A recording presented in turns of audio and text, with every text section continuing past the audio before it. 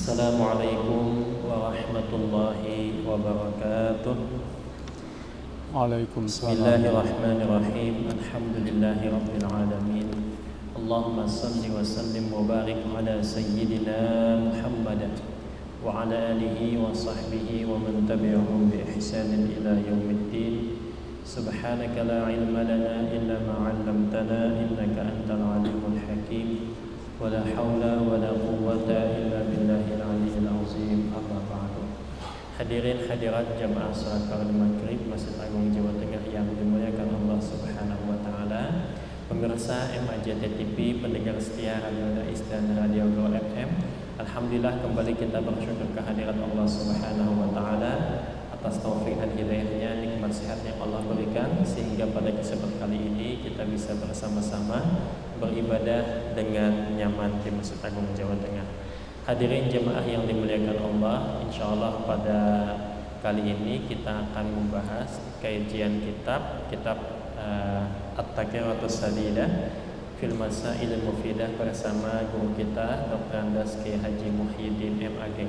Untuk itu nanti bila mana ada pertanyaan seputar tema yang beliau sampaikan, bisa langsung ditanyakan kepada beliau, dan bagi para pendengar yang ada di rumah bisa melakukan chatting WhatsApp 081225733157. Mudah-mudahan dengan hadirnya kita di majelis ini Allah Subhanahu wa taala memberikan kita semua ilmu yang bermanfaat. Amin ya rabbal alamin. Ala hadhihi niyyah wa li kulli niyatin salihah wa ila hadratin Nabi Muhammad sallallahu alaihi wasallam. Al-Fatihah. A'udzu billahi minasyaitonir rajim. Bismillahirrahmanirrahim. Alhamdulillahi rabbil alamin arrahmanir rahim maliki yaumiddin. Iyyaka na'budu wa iyyaka nasta'in. Shiratal ladzina an'amta 'alaihim ghairil maghdubi 'alaihim waladdallin. Selanjutnya mari kita ikuti kajian kitab fikih bersama guru kita Kiai Haji Muhyiddin MAG. Kepada beliau kami persilakan. Assalamualaikum warahmatullahi wabarakatuh. Waalaikumsalam. Bismillahirrahmanirrahim. Alhamdulillahirabbil alamin. Wassalatu wassalamu ala asyrafil anbiya wal mursalin. Sayyidina Maulana Muhammadin wa ala alihi wa sahbihi ajma'in. Amma ba'du. Para jamaah Masjid Agung Jawa Tengah, baik ibu-ibu maupun bapak-bapak sekalian, para santri Ma'had Tahfidz MAJT Basnas yang saya cintai, para pendengar Radio Dais dan Gaul FM, para pemirsa TV MAJT melalui YouTube yang saya hormati. Meneruskan tugas saya untuk membaca bagian dari sunnah-sunnah dalam sholat. Sekarang masuk pada sunnah yang ke-20. Yang ke-20 itu apa? Wa yusannu al-qunutu. Disunahkan membaca atau melakukan kunut. Nah, ini penting saya sampaikan bagi yang biasa kunut, yang mengikuti mazhab Syafi'i, itu supaya tahu kejelasan mengenai kunut dalam fikih, sekaligus juga kejelasan landasan dalilnya. Memang ada perbedaan pendapat mujtahid soal kunut ini. Tapi kita bagi yang biasa kunut, maka inilah keterangannya. Wa yusannul kunutu, disunahkan melakukan kunut fi maudhihi, pada tempatnya, tapi ora sak nggon-nggon, ada maudhinya. Wa kaunuhu, disunahkan lagi kunut itu bilafzil jam'i, dengan lafal jama'.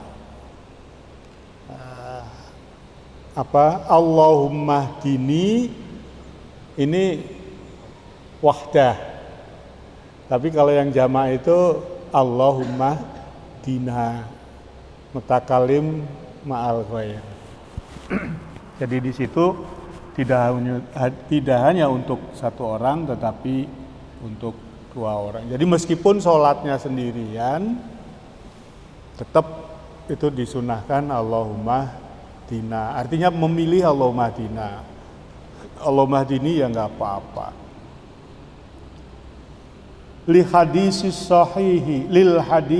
sahihi didasarkan pada sebuah hadis yang sahih.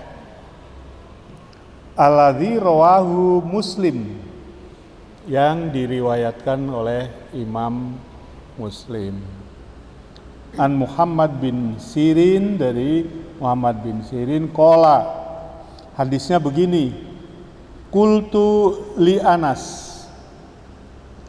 Muhammad bin Sirin tanya kepada sahabat Anas bin Malik, hal qonata apa toh kunut Rasulullah sallallahu alaihi wasallam fi sholatis subhi, ing dalam sholat subuh. Qala, dijawab, ba'dar ruku'i yasiron. Ya. Kunut Nabi sesudah ruku yasiron. Pendek, enggak panjang-panjang gitu loh. Kalau saya melihat di YouTube, di media sosial itu, kalau kunut di Arab itu panjang banget. Nah, itu lain, bukan kunut subuh. Jadi dijawab betul ba'dar ruku yasiron. Cuma hadisnya itu tidak hanya ini. Dan Nabi tidak selalu kunut memang, karena ini sunnah. Kalau Nabi selalu kunut, maka nanti kesimpulannya wajib. Ya, jadi ada hadis lain yang menyatakan Nabi itu enggak kunut. Iya, memang Nabi tidak selalu kunut, makanya hukumnya sunnah, bukan wajib.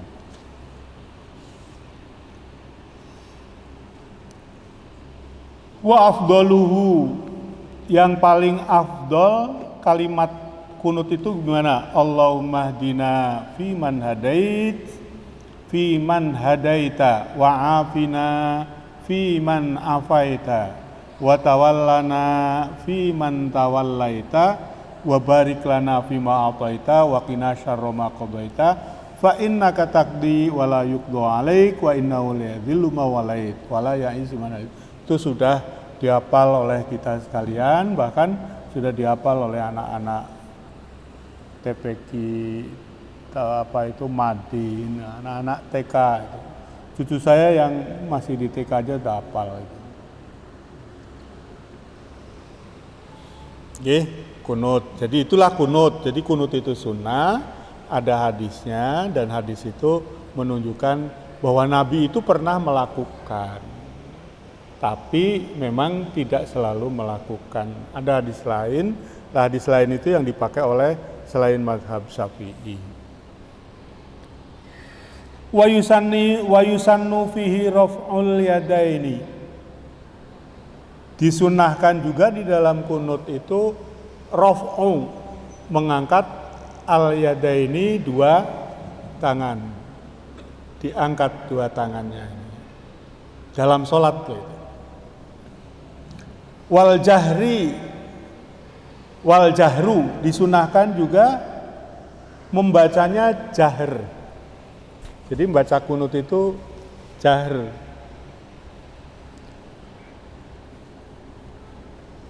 Wat ta'min, disunahkan amin bagi yang makmum. Wassalatu wassalamu ala nabi, di dalam kunut ada sholawat dan salam ala nabi, maka bagian akhir itu wassallallahu ala sayyidina Muhammadin wa ala alihi washabihi.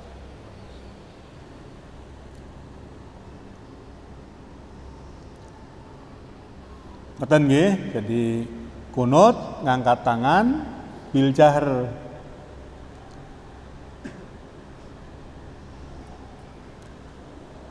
Dibaca jahr fi kullil kunut, pada setiap orang mau kunut, membaca kunut minad du'ai wa sanai, baik doanya maupun sanaknya alhamdulillah, wassalatu wassalamu ala nabi wa alihi washabihi walau shallaha naharon, meskipun sholatnya siang. Ya, meskipun sholatnya itu dilakukan siang. Nanti apa yang sholat siang yang ada kunut? Ya misalnya sholat Jumat pada saat ada apa itu musibah. Ya, kunut nazilah namanya itu.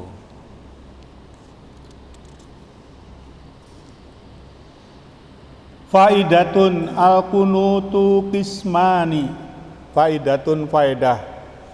Jadi, sesuatu yang penting diperhatikan, ada faedahnya. Kunut itu ada dua macam. Al-kunutu qismani. Kunutun rotibatun. Pertama, kunut rotibah. Kunut apa itu?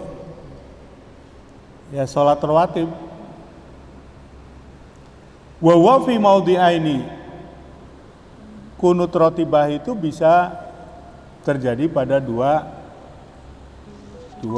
posisi. Fil i'tidal tsani min sholatil fajri. Pertama, i'tidal rakaat kedua sholat fajar. Sholat fajar niku sholat subuh.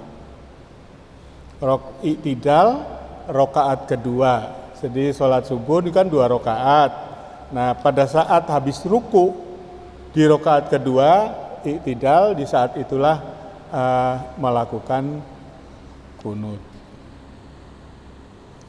Yang kedua bisa jadi rotibah itu fil i'tidalil akhir, pada saat i'tidal terakhir li sholatil witri.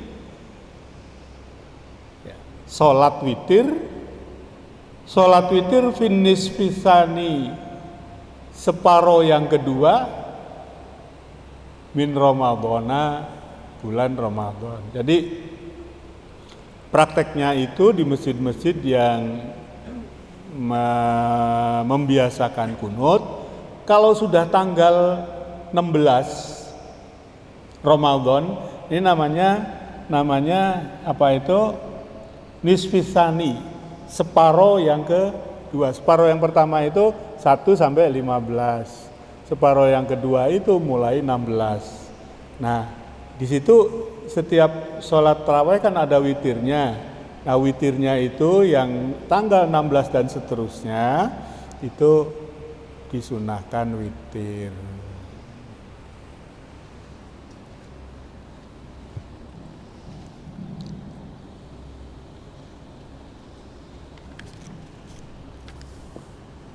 Yang ketiga, kunutun nazilah. Jadi ada kunut nazilah. Nazilah itu artinya kan bahasanya kan serumpun dengan kata nuzul, turun.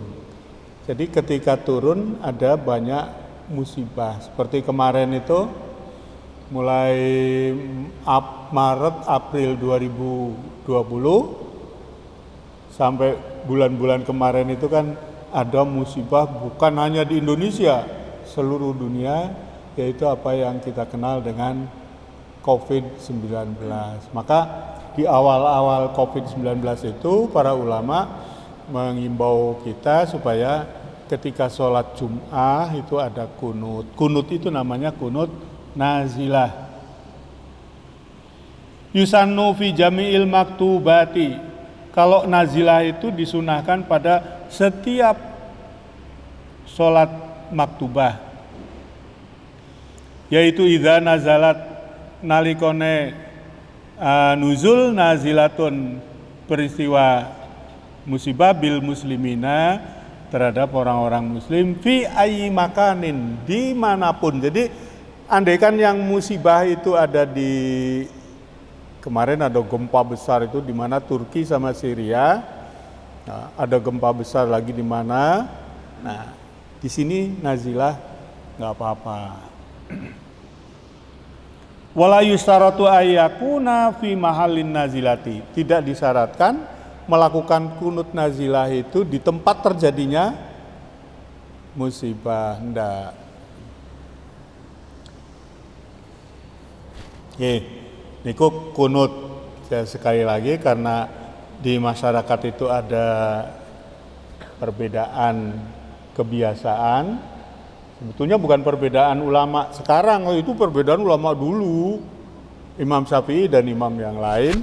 Nah, lalu sekarang ini yang mengikuti mazhab Syafi'i itu biasanya kunut. Nah, masjid kita ini juga kunut.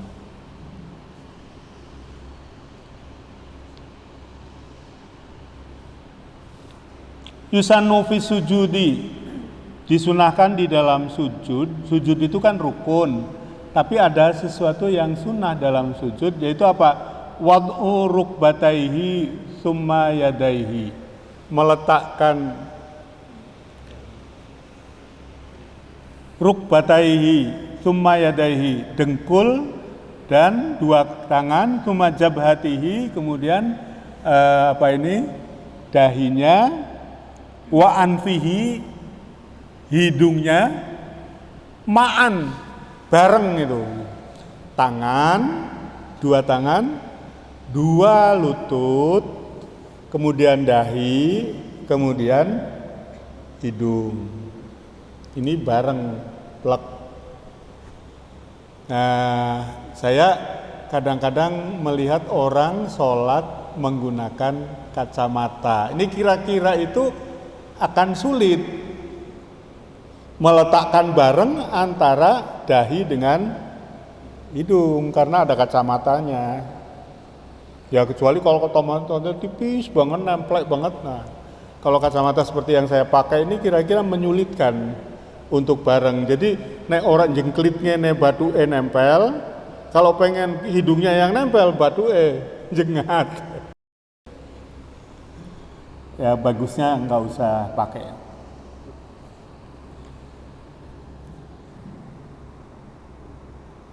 Wa antakuna yadahu mansyurataini la makbudotaini. Wa antakuna, hendaknya yadahu, dua tangannya, mansyurataini, buka. Ini lo buka, plak. La makbudotaini, jangan gegem. Sujud ngene iki. Ini makbud. Bukan pak ndak disunah. Sunahnya itu mansyurataini. Wa antakuna asabi'uha madmumatan, jari-jarinya kumpul. Madmumatan itu ngeten. La mufarraqatan, jangan benggang megar.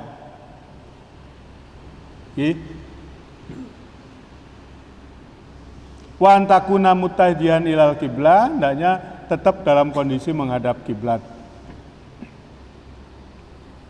Dan seterusnya.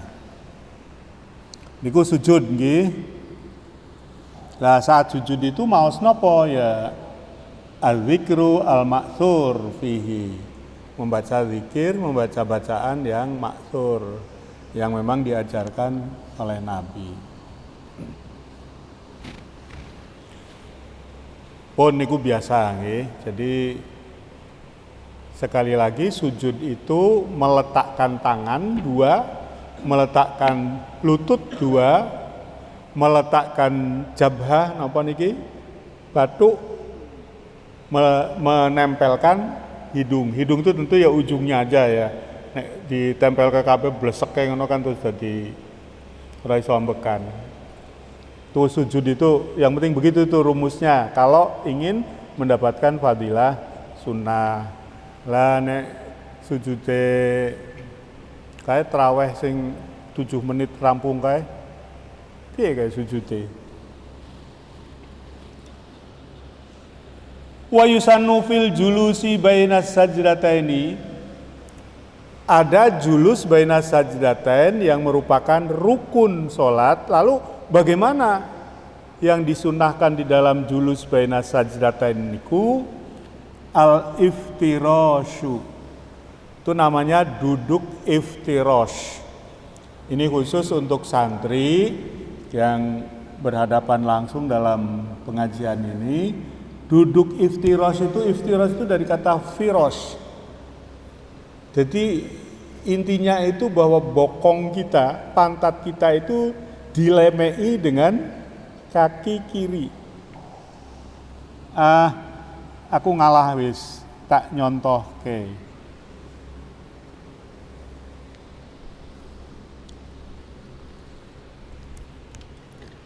Ten.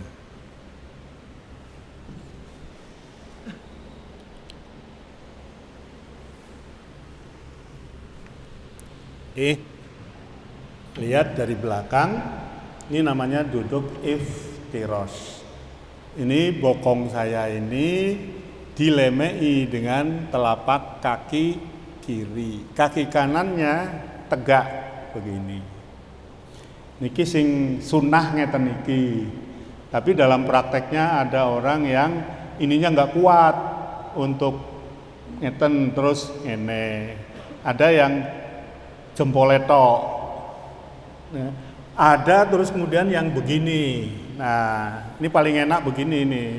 Karena dua kakinya bekerja. Tapi kalau begini kan yang bekerja kan cuma satu kaki. Lah ini kalau orangnya gemuk, wabot lu gue.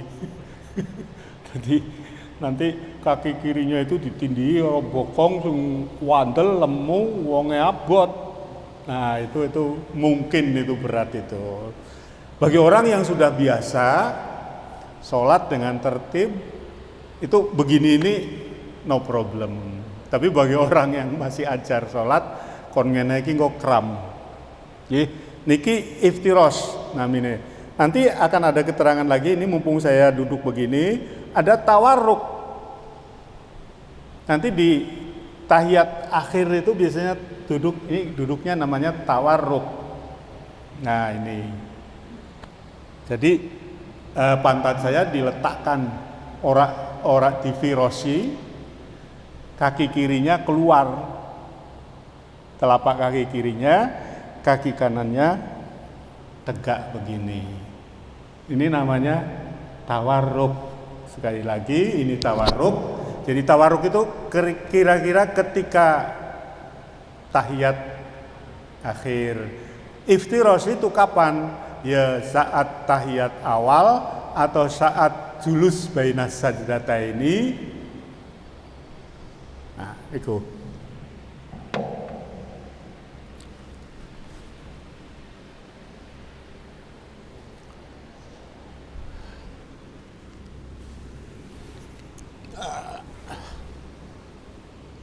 Bagi imam-imam di masjid, napa malih masjid ageng nggih, itu sunah-sunah seperti itu tuh supaya dilakukan. Kenapa?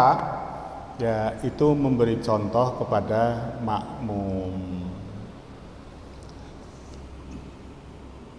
Tapi saya ingat hasil penelitian Fakultas Kedokteran di Universitas Alexandria, Mesir, bahwa gerakan-gerakan sholat yang dilakukan dengan sempurna itu membuat orang itu menjadi sehat fisiknya.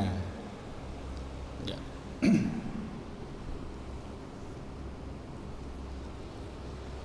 Wa yaj'ala, yang dimaksudkan iftirash itu menjadikan ka'ba rijlihi, mata kaki al-yusra kiri, farsan menjadi diduduki,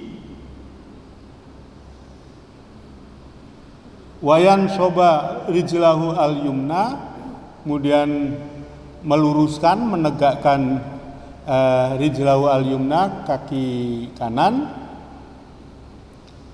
ditegakkan tadi itu. Wa yuwajjiha asabi'a lil qiblah, jari-jarinya itu menghadap ke kiblah, dan seterusnya, pokoknya seperti praktek tadi. Lalu disunahkan membaca doa yang maksur. Rabbi firli warhamni. Nah ini yang tadi saya contohkan. Wa yusannu fit tasyahudil akhir at-tawarruk. Disunahkan pada tasyahud akhir, yaitu duduk tawarruk seperti tadi yang saya praktekkan. Wa wad'u yadihi al-yusra, meletakkan tangan yang kiri, wasa'idiha alal fakhidhi al-aisar, diletakkan di paha yang kiri. Jangan disilang. Nah, kalau begini nanti malah kayak orang mau apa itu nari Aceh itu apa, tari saman ya.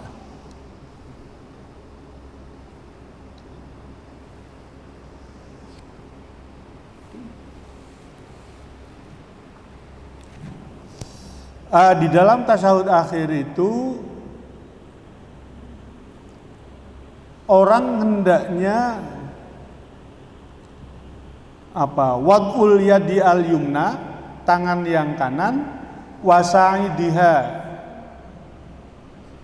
ini apa, lengan sikutnya, alal fakhdil aiman, di paha yang kanan, makbudotan, ngegem, ilal muhallilati, kecuali jari telunjuk. Jadi nanti kira-kira begini, ini gegem, tapi karena dikecualikan satu al muhallilah, maka ini jadinya begini. Wawadul ibham, meletakkan ibu jari ini di bawah asfalal muhallilah, di bawahnya. Jadi jangan begini, tak boleh, ndak sunnah begini. Yang sunnah itu ini di bawah.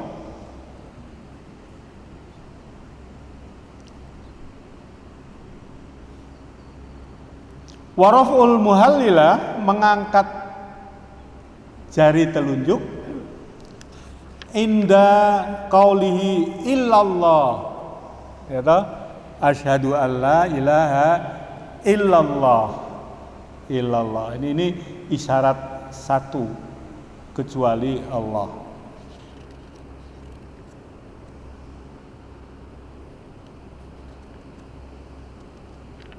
Mana tadi?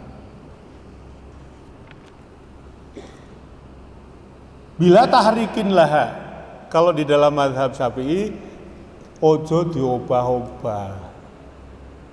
Ya, ini sunnahnya tidak diobah-obah. Karena ada kalau sampai nanti sholat, apalagi kalau sholat di Masjidil Haram, banyak orang asing, itu ada yang jengkelat-jengkel, naik turun, ada yang gini.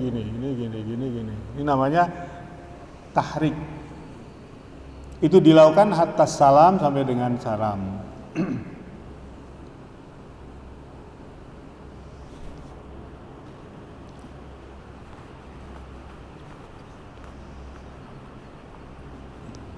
Ada pertanyaan, Mas Ila? Gi?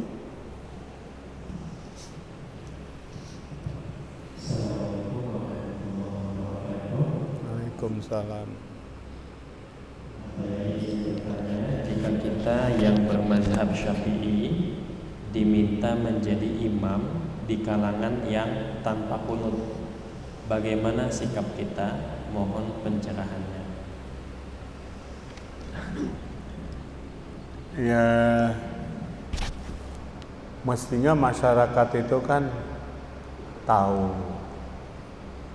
Ya, ini kalau yang imami Mas Hilal mesti pakai kunut, kan gitu toh? Tahu. Ini kalau yang imami Mas Ahmad yang lain biasanya nggak ada kunut. Lah itu masyarakat itu mestinya melek gitu ya. Ini dasarnya dulu, nah, sehingga nanti nggak kaget. Ya. Kalau Pak Muhyiddin diminta imami subuh, ya saya pakai kunut. Lah ini makmumnya nggak pakai kunut semua, Pak, gimana? Kalau menurut saya yang tengah-tengah itu,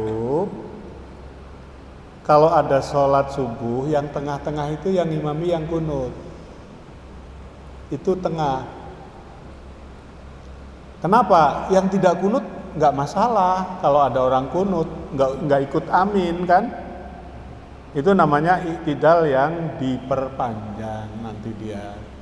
Dan imamnya yang membaca kunut kalau tahu bahwa makmumnya banyak atau semuanya nggak kunut, ya jangan panjang-panjang kunutnya, bentar aja.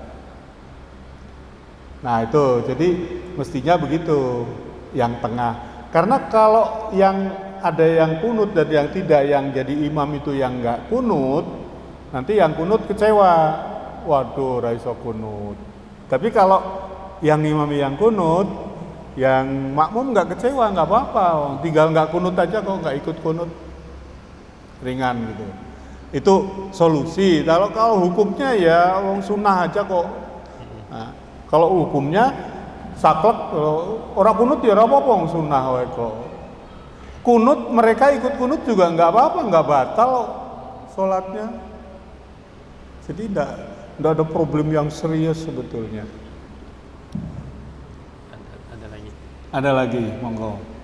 Assalamualaikum, izin bertanya Pak Yai, hukum menambahi doa setelah membaca kunut pripun Pak Yai? Atau nuwun. Nambahi doa apa ya? Kalau yang disunahkan di sini az-zikru al-ma'tsur. Itu zikir yang ma'tsur, artinya doa, zikir, bacaan yang diturunkan atau dicontohkan oleh Nabi. Lah nambahinya nambahi apa? Nah, ya boleh-boleh aja, tapi masalahnya bahwa apa tadi kunut? Pada saat kunut nambahin doa yang lain. Nah, kunut itu dasarnya itu nggak panjang-panjang. Konata yasiron kan, dasarnya nggak panjang-panjang. Jadi kalau mau nambah ya nambah dikit aja nggak apa-apa, gitu. Tapi jangan sampai panjang-panjang melebihi kunutnya yang asli, itu panjang banget.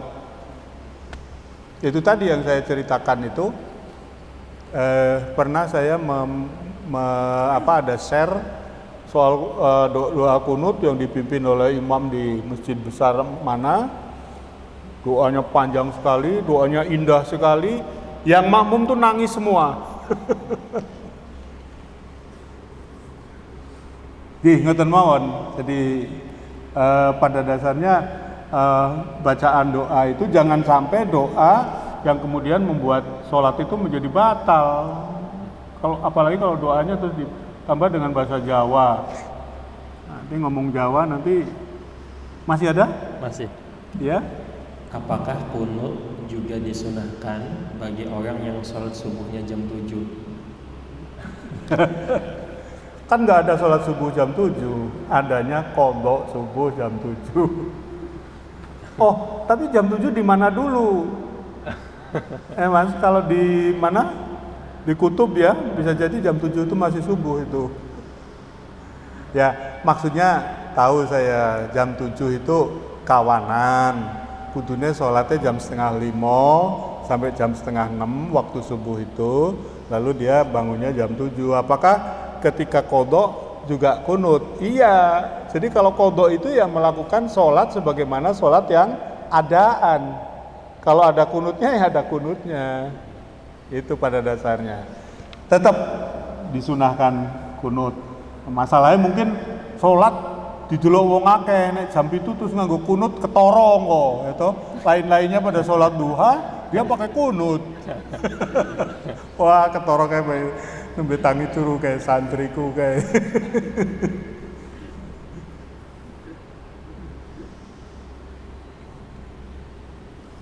Sampai mana?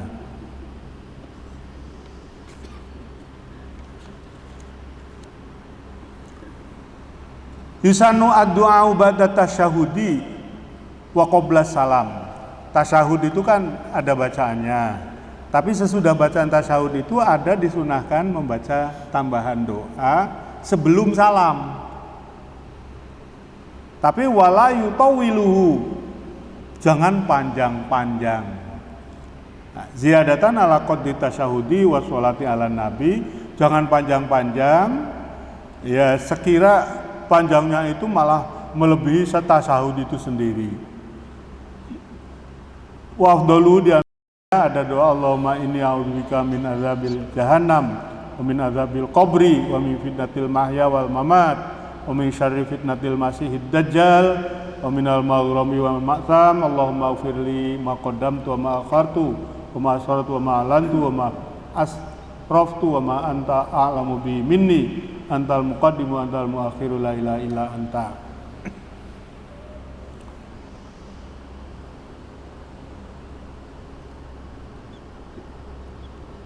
Wa yusannu fi salam. Sekarang ketika mengucapkan salam, salam juga kan rukunnya salat.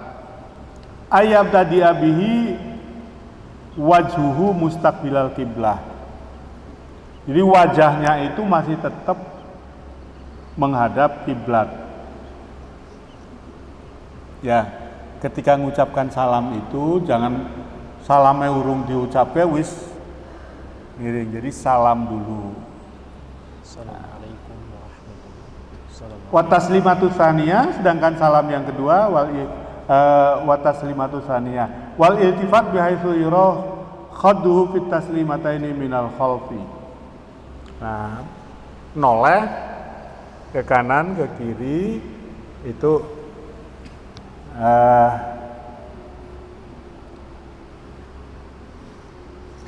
wa ayub da'a iltifat indal mim.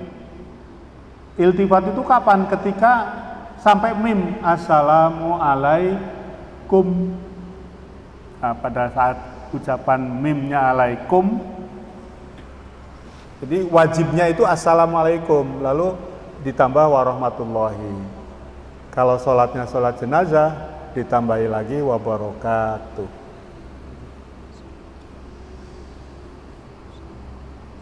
Yang ke-26 wayusanu jalasatul istirahati. Disunahkan melakukan jalasah istirahah.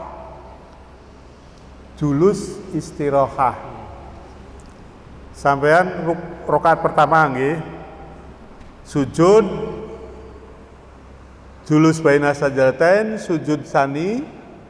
Sebelum berdiri itu disunahkan namanya jalasatul istirahah. Duduk dulu.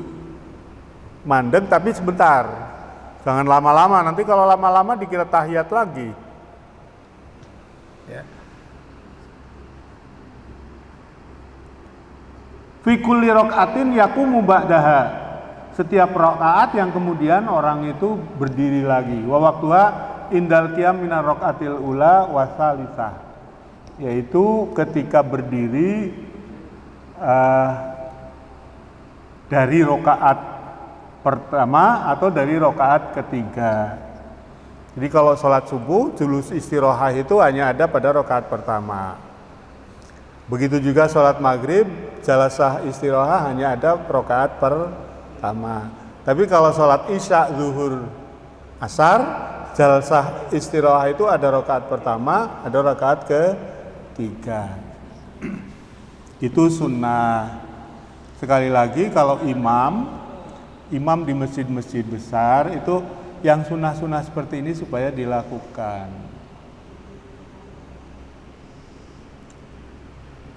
Wa yusannu tahfifuha, disunahkan ringan saja, artinya jangan lama-lama. Fala yutawiluha, jangan dipanjangkan, ziyadatan ala jalasatil julus baina sajdataini. Jangan seperti duduknya baina sajdataini. Baina sajadataini itu kan membaca Rabbi firli warhamni terus sampai selesai. Kalau julus istirahah itu sebentar, lebih sebentar dari itu. Kurang dari julus baina sajadataini.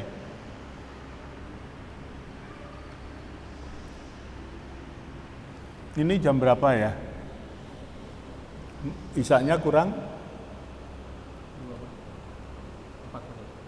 4 menit. Wa yusanu at-tasyahudul awalu, di antara yang sunnah itu adalah tasyahud awal. Wa yusannu fihi ma qad taqaddama fit tasyahudil akhir, disunahkan sebagaimana yang disunahkan dalam tasyahud akhir, illa salat alal ali, kecuali sholawat kepada keluarga. Jadi Allahumma sholli ala sayyidina Muhammad dalam tasyahud awal itu sudah sampai situ aja, nggak usah dipanjangkan. Wa ala ali sayyidina Muhammad.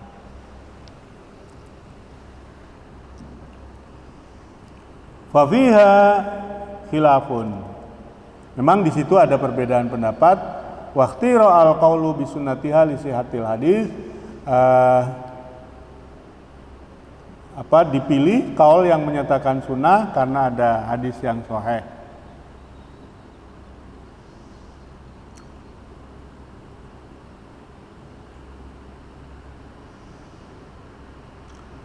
Yang kedua 9, at-tasbihu minar rajuli wa tasfiqu minal mar'ati idza nabahuma syai'. Kalau perlu mengingatkan sesuatu, maka disunahkan kalau laki-laki itu pakai tasbih subhanallah. Tapi kalau perempuan pakai tepuk tangan, tasbih. Jadi misalnya begini, imam lupa, harusnya berdiri untuk menuju ke rakaat ketiga, tapi dia melakukan tasyahud akhir. Ini supaya diingatkan. Atau imam lupa tidak membaca Fatihah. Ini supaya diingatkan. Ngingat ke sunahnya itu pakai subhanallah. Niku nek laki-laki, kalau perempuan tidak mengucapkan subhanallah tapi keplok. Nah, imamnya harus tahu itu kalau ada orang keplok, wah iki apa ya sing salah gitu. Jadi jangan imam cuek wae, ada orang mengucap subhanallah cuek wae terusin aja, ini imam yang daldul. Jadi sholat jamaah, makmum itu juga harus tahu bagaimana mengingatkan imam. Imam juga harus sensitif kalau ada yang mengingatkan.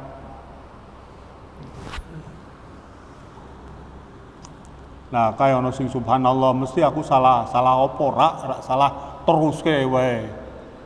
Biasanya orang berani mengucapkan subhanallah itu mantap bahwa ada sesuatu yang harus diingatkan. Nah, kalau tidak mantap biasanya ya menang wae, melu wae. Nah, ini sering saya punya makmum itu, saya salah rokaatnya. Tapi makmumnya nggak ngingetkan. Begitu udah salam, lupa sholat isya kok 3 rakaat tok. Lah kok mau menang wae. Jadi wis ranggenah kabeh. Al-khusyu fi kulli sholati, disunahkan lagi melakukan khusyuk. Nah, ini nanti tak terus kayak nanti aja ya. Ini panjang, saya ada sesuatu yang perlu saya tekankan ini. Karena ini sudah sampai waktu. Wallahul muwaffiq ila aqwamit thoriq. Assalamualaikum warahmatullahi wabarakatuh.